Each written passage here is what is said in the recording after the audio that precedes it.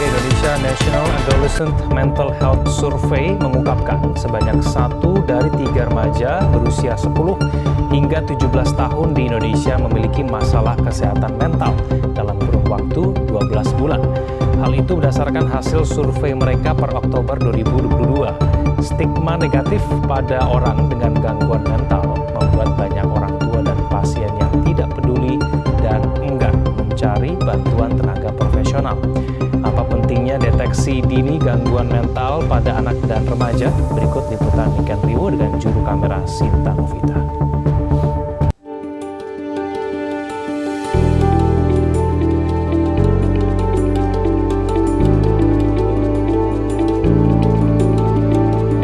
Di sini bukan untuk penitipan anak gitu kan.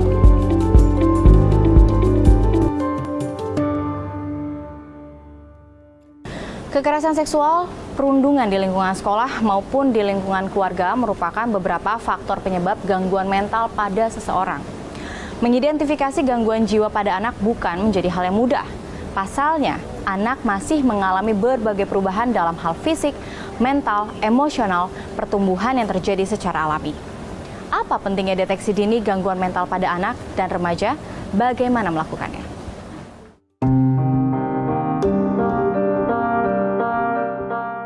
Sebenarnya gangguan kesehatan mental terhadap anak sebenarnya kita bisa deteksi sejak dini. Kalau orang tua aware, biasanya yang paling utama yang kita bisa lihat anak-anak tidak bersikap atau mampu melakukan aktivitas keseharian mereka seperti biasanya. Nah, kalau bicara anak-anak usia dini dan juga bicara anak usia remaja, kita bisa membedakan usia dini berarti di usia di mana anak berada di usia 6 tahun ke bawah. Sedangkan kalau usia anak berarti kita tarik dari pra-remaja menjadi remaja. Jadi usianya anak berarti 0 sampai 18 tahun sampai mereka masuk usia di mana yang disebut dengan masa dewasa muda.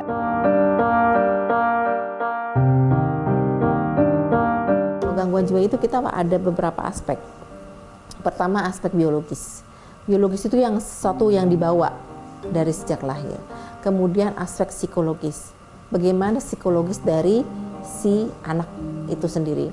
Kemudian lingkungan. Dan yang terakhir adalah spiritual. Dan itu berkontribusi terhadap terjadinya gangguan jiwa. Jadi prosentasinya sebenarnya di bawah 10%. Kalau dia memang ada faktor genetik ya. Ada yang memang genetiknya kuat, misalnya bipolar. Bipolar itu 70%.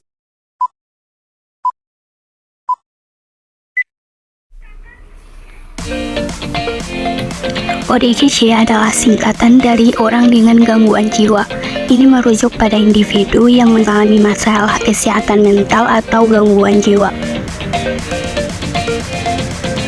Ciri-ciri orang dengan gangguan jiwa atau ODGJ dapat melibatkan perubahan mood ekstrim, isolasi sosial, kesulitan dalam menjalani aktivitas sehari-hari, dan perilaku yang tidak wajar. Penting untuk mencari bantuan profesional untuk diagnosis dan penanganan lebih lanjut.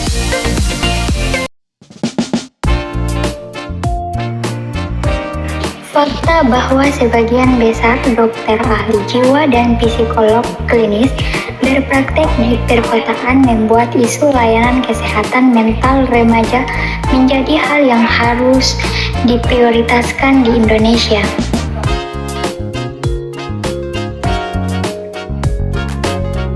Untuk menanggulangi beban gangguan dan masalah kecemasan, pemerintah Indonesia beserta pemangku kepentingan harus memprioritaskan program-program yang bertujuan membantu remaja dalam mengelola rasa cemas yang mereka alami.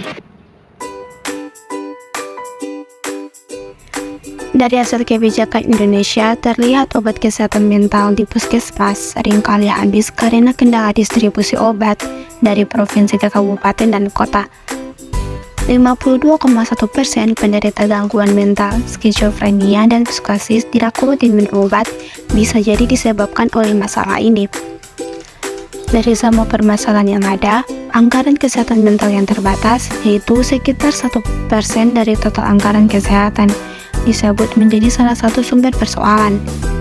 Dalam kondisi yang terbatas, masyarakat diharapkan dapat menjadi pihak awal untuk mencegah dan mengurangi permasalahan mental penderita kesehatan mental.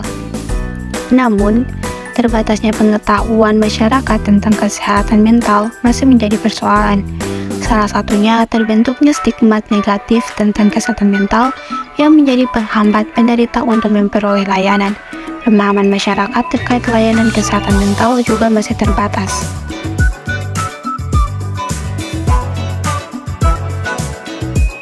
Menurut data tahun 2021, fasilitas pelayanan kesehatan tingkat pertama atau FKTP yang menyelenggarakan pelayanan kesehatan jiwa sesuai standar dari target 60%, tercapai 77%, dan jumlah sasaran orang dengan gangguan jiwa atau ODGJ berat sebanyak 1.794 jiwa, serta yang mendapatkan pelayanan 1.609 jiwa atau 89,69%.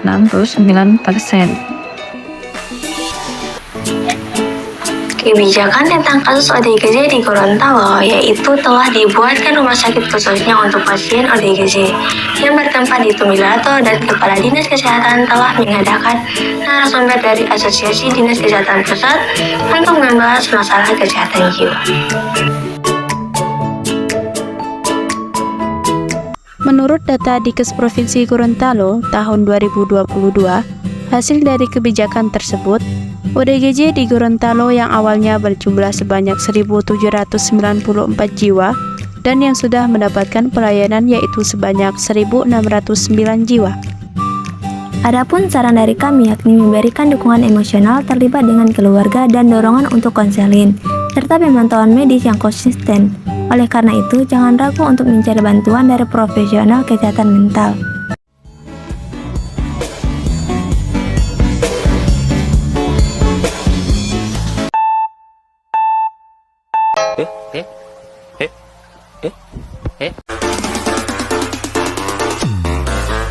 Okay, are you ready? Pull up and tell me what you doing. Let's go. Walk it, just like that. Walk